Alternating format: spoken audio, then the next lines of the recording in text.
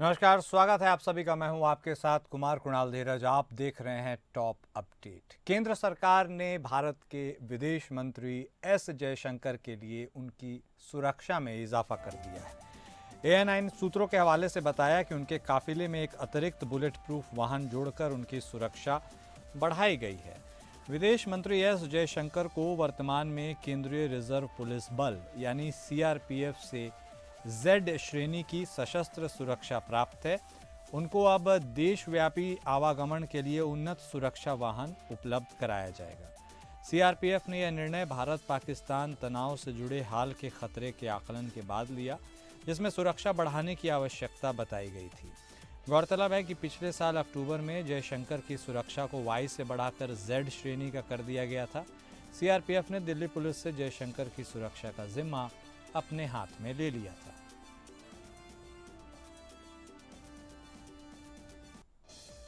चीन लगातार भारत के खिलाफ एक्शन लेता रहा है। चीन ने एक बार फिर नापाक हरकत की है। चीन ने अरुणाचल प्रदेश के कई जगहों के नाम बदले हैं। हालांकि विदेश मंत्रालय ने चीन के नाम बदलने के इस एक्शन को खारिज कर दिया है। विदेश मंत्रालय के प्रवक्ता रणधीर जायसवाल ने कहा, हमने देखा है कि भारतीय राज्य अरुणाचल प्रदेश में स्थानों के नाम रखने की अपनी व्यर्थ कोशिशों को जारी किए हुए है। सैद्धांतिक रुख के अनुरूप हम इस तरह के प्रयासों को स्पष्ट रूप से अस्वीकार करते हैं।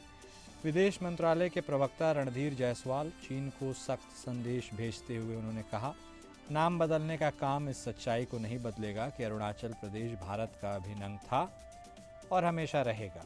चीन अरुणाचल प्रदेश पर अपना दावा करते हुए इसे दक्षिणी तिब्बत का हिस्सा बताता है।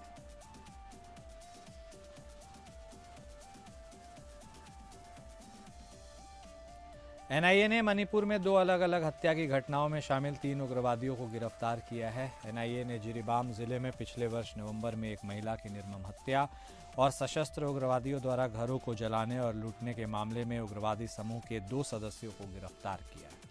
बिष्णुपुर जिले से प्रतिबंधित उग्रवादी समूह के सदस्य नोंगथोम्बम मेराबा को जेरावन गांव में जोंगसाक्नी नामक महिला की गोली मारकर हत्या करने के आरोप में गिरफ्तार किया गया। मध्य प्रदेश के मंत्री विजय शाह ने कर्नल सोफिया कुरैशी पर विवादित बयान दिया, जिसके बाद से उनकी जमकर आलोचना हो रही है। कांग्रेस अध्यक्ष मल्लिकार्जुन खड़गे समेत विपक्ष के कई बड़े नेताओं ने सरकार से उनके इस्तीफे की मांग की है। इसी बीच कांग्रेस नेता श्रीनिवास बीवी ने भी तीखी प्रतिक्रिया दी है। कांग्रेस नेता श्रीनिवास बीवी ने सोशल मीडिया प्लेटफॉर्म X पर विजय शाह की एक वीडियो क्लिप शेयर की है, जिसमें उन्होंने कर्नल सोफिया को लेकर विवादित बयान दिया। पूर्व रक्षा सचिव अजय कुमार को संघ लोक सेवा आयोग यानी UPSC का नया अध्यक्ष नियुक्त किया गया है। यह नियुक्ति राष्ट्रपति द्रौपदी मुर्मू द्वारा मंगलवार को एक आधिकारिक आदेश के माध्यम से की गई। 29 अप्रैल को प्रीति सूदन का कार्यकाल पूरा होने के बाद UPSC अध्यक्ष का पद खाली हो गया था। अजय कुमार भारतीय प्रशासनिक सेवा के 1985 बैच के सेवानिवृत्त अधिकारी हैं और केरल कैडर से ताल्लुक रखते हैं। उन्होंने 23 अगस्त 2019 से 31 अक्टूबर 2022 तक रक्षा सचिव के रूप में अपनी सेवाएं दी। नियमों के अनुसार अजय कुमार इस पद पर अक्टूबर 27 तक बने रह सकते हैं, क्योंकि UPSC अध्यक्ष का कार्यकाल 6 वर्ष या 65 वर्ष की आयु तक का होता है।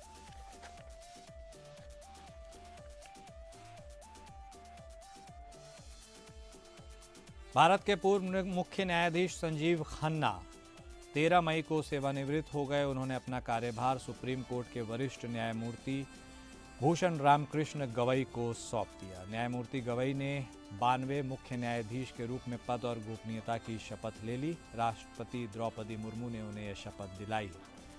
निर्धारित प्रक्रिया के अनुसार 16 अप्रैल को पूर्व चीफ जस्टिस खन्ना ने उनके नाम की अनुशंसा केंद्र सरकार को की थी। जस्टिस गवई का कार्यकाल 6 महीने का होगा। वह 65 वर्ष की आयु प्राप्त करने पर 23 दिसंबर को पद से मुक्त हो जाएंगे। वह वर्तमान चीफ जस्टिस के तौर पर सुप्रीम कोर्ट के सबसे वरिष्ठ जज भी हैं। 24 नवंबर 1960 को अमरावती में जन्मे जस्टिस गवई को 14 नवंबर 2000 सुप्रीम कोर्ट ने मंगलवार को दिल्ली के चांदनी चौक के फतेहपुरी इलाके में आवासीय और व्यावसायिक संपत्तियों को गिराने पर रोक लगा दी। कोर्ट ने MCD को फटकार भी लगाई। जस्टिस सूर्यकांत और जस्टिस N कोटेश्वर की पीठ ने एक हस्तक्षेपकर्ता की ओर से दायर चित्र की तस्वीरों की जांच की और वाणिज्यिक परिसरों के निर्माण को रोकने में असमर्थ होने की बात कहने पर एमसीडी को फटकार लगाई।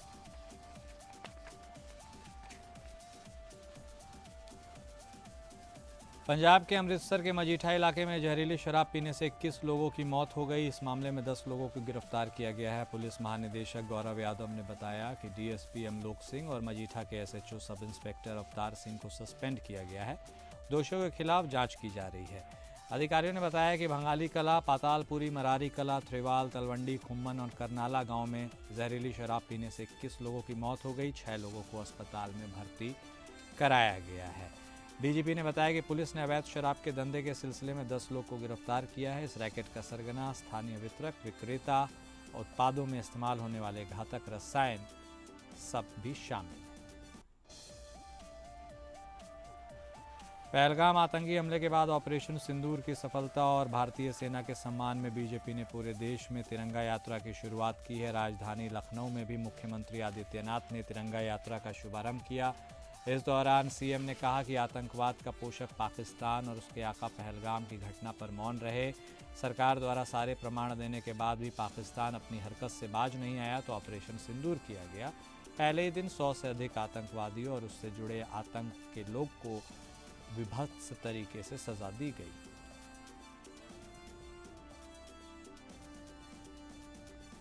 मुख्यमंत्री धामी के नेतृत्व में शौर्य स्थल चीड़बाग से गांधी पार्क तक भव्य तिरंगा सम्मान यात्रा का आयोजन किया गया। यह यात्रा हाल ही में सेना द्वारा सफलतापूर्वक चलाए गए ऑपरेशन सिंदूर की ऐतिहासिक विजय को समर्पित रही। हजारों की संख्या में पूर्व सैनिक, युवा और मातृशक्ति ने तिरंगे के साथ यात्रा की। मुख्यमंत्री ने इस अवसर पर शौर्य स्थल पर पुष्पचक्र अर्पित कर शहीद जवानों को श्रद्धांजलि दी।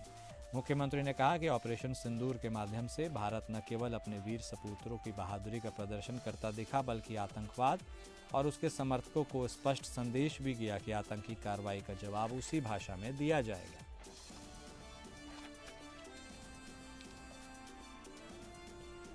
पाकिस्तान से लगी अंतर्राष्ट्रीय सीमा पर तैनात सीमा सुरक्षा बल का एक जवान, जिसका नाम पूर्णम कुमार शॉ है, वह गलती से पाकिस्तान की सीमा में प्रवेश कर गया था, जिसके बाद से पाकिस्तान रेंजर्स ने उसे गिरफ्तार किया था। हालांकि भारत और पाकिस्तान के बीच सीज फायर के बाद से पाकिस्तान रेंजर्स ने पूनम कुमार शॉ को भारत सौंप दिया है। बीएसएफ जवान अटारी बॉर्डर से भारत वापस लौटा है। 20 दिन बाद अटारी बॉर्डर पर भारतीय अफसरों को उसे हैंडओवर किया गया। पंजाब के फिरोजपुर सेक्टर में तैनात पूर्णम कुमार शॉ 23 अप्रैल को अनजाने में अंतर्राष्ट्रीय सीमा पार कर गए थे और पाकिस्तान रेंजर्स ने उन्हें अपने हिरासत में ले लिया था।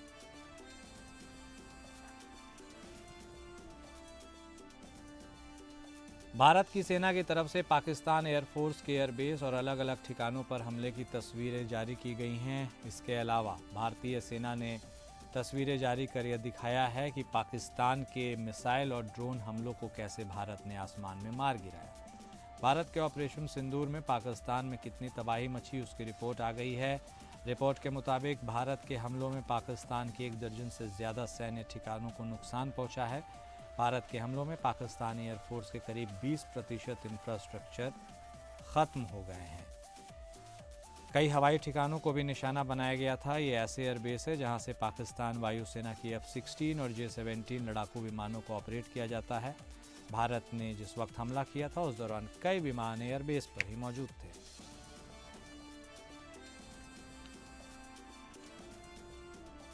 फर्जी सिम बेचकर साइबर ठगी करवाने में संलिप्त अपराधियों पर जांच एजेंसी ने शिकंजा कसना शुरू कर दिया है। देश में पॉइंट ऑफ सेल और उनसे जुड़े डीलरों की जानकारी जुटाई जा रही है।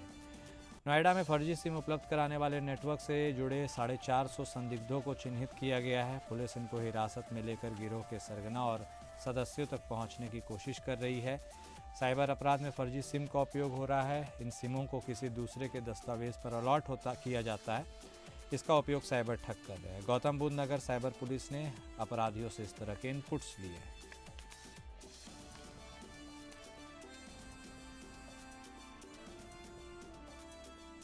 बांग्लादेश के लिए भारत की सरकार ने एक स्टेटमेंट जारी किया है। भारत ने मंगलवार को कहा है कि बांग्लादेश की अंतरिम सरकार द्वारा उचित प्रक्रिया के बिना पूर्व प्रधानमंत्री शेख हसीना की आवामी लीग की सभी गतिविधियों पर प्रतिबंध लगाने का निर्णय चिंताजनक है।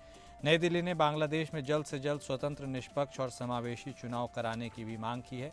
मोहम्मद यूनुस के नेतृत्व वाली बांग्लादेश की अंतरिम सरकार आतंकवाद विरोधी अधिनियम के तहत 12 मई को आवामी लीग पर उसने प्रतिबंध लगाने का निर्णय लिया था। भारत के साथ 4 दिन तक चले संघर्ष के पाकिस्तान ने घुटने टेक दिए, जिसके बाद भारत अपनी शर्तों पर सीज फायर के लिए राजी हुआ। सीज फायर के लिए पाकिस्तान ने पहले अमेरिका से मदद मांगी, जिसकी वजह से चीन पाकिस्तान से नाराज हो गया। जम्मू कश्मीर में हुए पहलगाम आतंकी हमले के बाद भारत ने ऑपरेशन सिंदूर चलाया, जिसमें पाकिस्तान और पीएको में कार्रवाई करते हुए आतंकी ठिकानों को ध्वस्त किया गया। इसके बाद दोनों देशों के बीच हालात बिगड़े और सीमा पर संघर्ष छिड़ा। चौथे दिन भारत और पाकिस्तान के बीच सीज फायर की घोषणा हुई, लेकिन इस सीज फायर को लेकर 4 देश भारत, पाकिस्तान, अमेरिका और चीन ने अलग अलग बयान दिए, जिससे मामला और उलझ गया। पाकिस्तान के सीज फायर के तरीके से चीन की नाराजगी की खबरें भी सामने आई। अमेरिकी राष्ट्रपति डोनाल्ड ट्रंप इन दिनों सऊदी अरब के दौरे पर हैं। राजधानी रियाद में उन्होंने सऊदी के क्राउन प्रिंस से जिस तरह से मुलाकात की और फिर जो मैसेज दिया वह ज़रूर इजराइल की टेंशन बढ़ाने वाला होगा। इस दौरान उनकी एक तस्वीर ने सभी लोगों का ध्यान खींचा। इजरायली पीएम बेंजामिन नेतन्याहू को उसे टकटकी लगाए देख रहे होंगे। दरअसल डोनाल्ड ट्रंप जिस मंच से अरबी लोगों को संबोधित कर रहे थे, उसके पीछे अरबी का एक कलमा लिखा था। इस दौरान ट्रंप ने कहा कि सऊदी अरब और इजराइल के बीच औपचारिक रिश्ते बनाना उनका सपना है, लेकिन उन्होंने यह भी साफ कर दिया कि यह फैसला सऊदी को अपनी मर्जी और समय पर करना चाहिए। उधर व्हाइट हाउस ने भी सऊदी अरब के साथ रक्षा और आर्थिक क्षेत्रों में सैकड़ों अरब डॉलर के डील की घोषणा की है, लेकिन कहीं भी इजराइल का नाम नहीं लिया गया। ट्रंप प्रशासन के इस बदले हुए रुख को लेकर जानकारों का कहना है कि अब अमेरिका की प्राथमिकता इजराइल सऊदी संबंध नहीं बल्कि क्षेत्रीय स्थिरता है।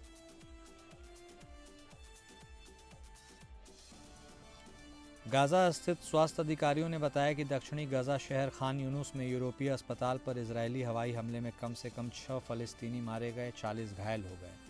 फलस्तीनियों ने बताया कि हमले में 16 लोग मारे गए हैं। अन्य मीडिया संगठनों ने बचाव कर्मियों का हवाला देते हुए मरने वालों की संख्या 28 बताई है। फलस्तीनी सुरक्षा सूत्रों ने बताया कि अस्पताल पर कम से कम 6 मिसाइलों से हमला हुआ है।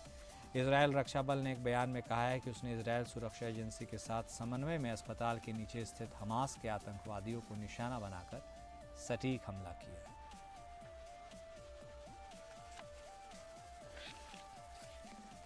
भारत ने ऑपरेशन सिंदूर के तहत पाकिस्तान और पीओके में आतंक के अड्डों को निशाना बनाकर हमला किया था। पाकिस्तान के सरगोधा और नूर खान एयरबेस पर भी हमले किए। कहा जा रहा है कि पाकिस्तान सेना ने इन 2 जगहों में आसपास परमाणु हथियार रखे हुए हैं। भारत के हमलों की वजह से यहां पर न्यूक्लियर ठिकानों से रेडिएशन हो रहा है। इस संबंध में जब अमेरिकी विदेश विभाग के प्रिंसिपल डिप्टी स्पोक्सपर्सन से पूछा गया कि क्या न्यूक्लियर रेडिएशन लीक की जांच के लिए अमेरिकी टीम पाकिस्तान गई है, तो इस पर उन्होंने कहा कि मेरे पास इस समय इस पर बात करने या अंदाज़ा लगाने के लिए कुछ भी नहीं है।